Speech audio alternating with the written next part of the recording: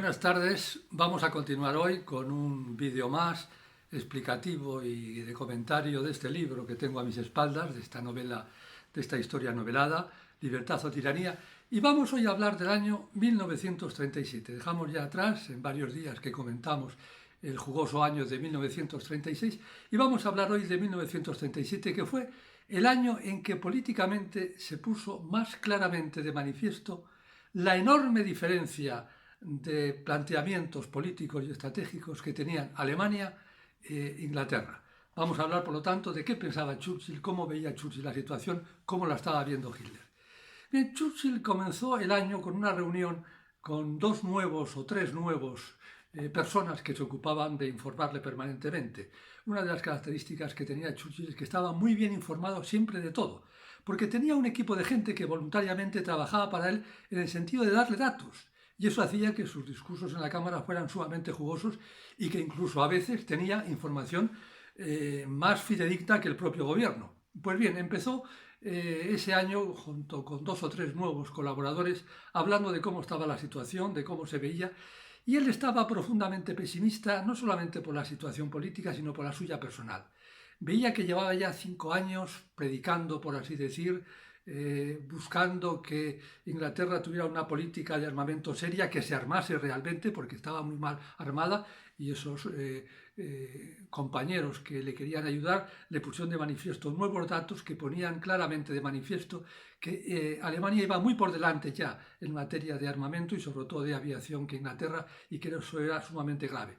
Pues bien, como digo, Churchill estaba triste porque veía que llevaba 5 años hablando y que nadie le hacía caso, y se llegaba incluso a preguntar que para qué valía la palabra si no se ponía en acción.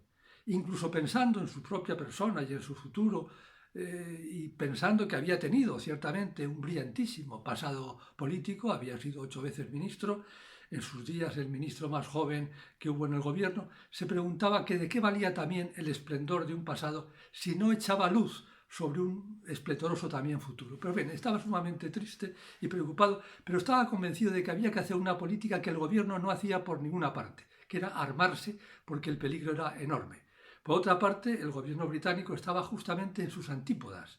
Estaba intentando una alianza permanente con Alemania en el sentido de que no hubiera problemas entre ellos, hasta el punto de que se produjo en esa mitad de año más o menos una visita de Lord Halifax, que era prácticamente el viceministro de Asuntos Exteriores en aquel momento, luego sería de ministro pero de Asuntos Exteriores, pero en aquel momento era viceministro, a Alemania, y vino encantado de la conversación que tuvo con Hitler. Vino contando al gobierno que Hitler no quería ningún tipo de guerra, que quería la paz, que tenía algunos problemas que resolver en Checoslovaquia y en Austria, pero que fundamentalmente se referían a que fueran bien tratados los alemanes que vivían en esas zonas, pero que no tenía ningún afán de crear ningún problema, que su única intención era crear una paz estable con Inglaterra. Bueno, vino encantado hasta el punto de que en el Parlamento se habló de ese tema, y cuando los que comentaban a favor de esa situación lo hacían con tanto fervor, Churchill se levantó y dijo justamente todo lo contrario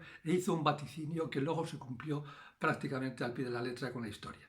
Bien, esta es la situación que había en Inglaterra. Como digo, Churchill profundamente triste. Además, hacia mediados de ese año, en mayo, el primer ministro Baldwin dimitió por razones de salud, y entonces, como siempre, Churchill albergaba esperanzas de volver a entrar en el gobierno, pero las veía muy lejanas, hasta el punto de que especulaba que si el primer ministro que le sustituía fuera Neville Chamberlain, como fue realmente luego, sus posibilidades de entrar en el gobierno serían prácticamente nulas, porque a pesar de haber sido compañero suyo durante 10 años en distintos gobiernos británicos, eran personalidades muy distintas, no solamente por el planteamiento. Neville Chamberlain, totalmente partidario de llevar una buena política y de entenderse con Alemania, Churchill lo contrario, sino también por la forma de ser. Eran caracteres tan distintos que veía Churchill que no había nada que hacer si el primer ministro fuera, como fue finalmente, Neville Chamberlain, y eso le sumergió todavía más en una profunda desilusión y un profundo pesimismo. Por otra parte, ese año cumplía 63 años ya, se empezaba a ver ya excesivamente mayor, y sobre todo veía que no tenía ningún horizonte de futuro. Bien, ¿cómo estaba Hitler en ese año? Hitler estaba todo lo contrario, estaba en la gloria.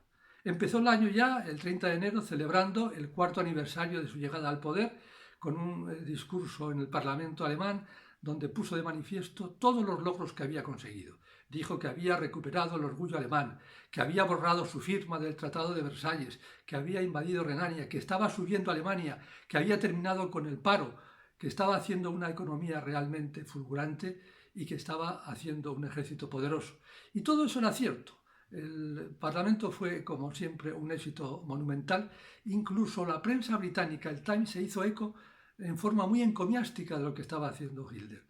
Y decía claramente que había realmente superado toda la postración y la humillación que había tenido Alemania en el Tratado de Versalles y que había realmente hecho de Alemania una gran potencia y una economía poderosa. Había admiración en ciertos medios de comunicación hacia Hitler, que por otra parte compartían también la admiración que tenía el propio gobierno británico. Y en esa situación se produjo un hecho que para España fue muy importante, que fue el bombardeo de Guernica. Ya hemos comentado días pasados que Alemania e Italia estaban implicadas en la guerra española, muy implicadas, y fruto de esa implicación, entre otras cosas, en el mes de abril bombardearon Guernica, habiendo más de 2.500 entre heridos y muertos, que constituyó un punto muy importante en la guerra civil española. Bien, pues en esa situación, Hitler un día reunió a sus generales, a sus mayores generales y a sus ministros más importantes, y les reunió para reflexionar con ellos sobre la política exterior, pero más que para reflexionar con ellos, porque Hitler no reflexionaba con nadie, era para contarles realmente lo que quería. Y les vino a decir claramente que había que entrar en guerra. Les dijo este planteamiento: Alemania realmente preparada no estará hasta dentro de 8 o 9 años, hacia 1944 o 1945. Pero tenemos que actuar antes, si las situaciones son buenas, porque además el tiempo va en contra nuestra, el tiempo va a favor de nuestros adversarios, que también se están armando y que nos pueden superar. Y entonces hizo el siguiente planteamiento. Dice, si Japón termina con la guerra con China, se meterá contra Moscú y entonces será el momento en que nosotros tendremos que entrar también contra Moscú.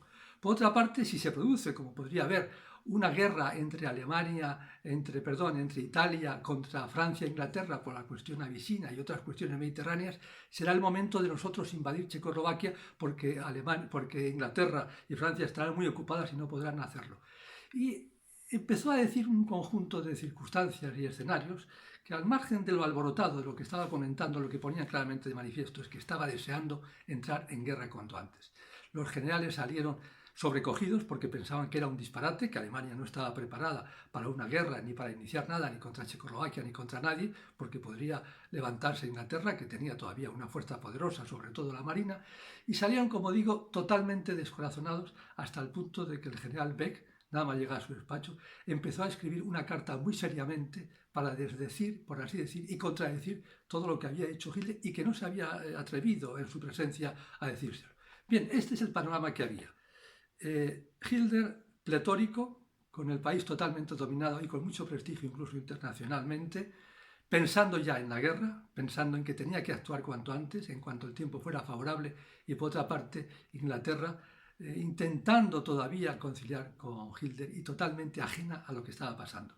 Solamente Churchill es el que ponía el dedo en la llaga de esta situación y el que se enfrentaba permanentemente con Hitler, hasta el punto de que escribió un artículo público que fue corregido y censurado por el Foreign Office y le cambiaron bastante de sus términos porque pensaban que era un artículo muy agresivo.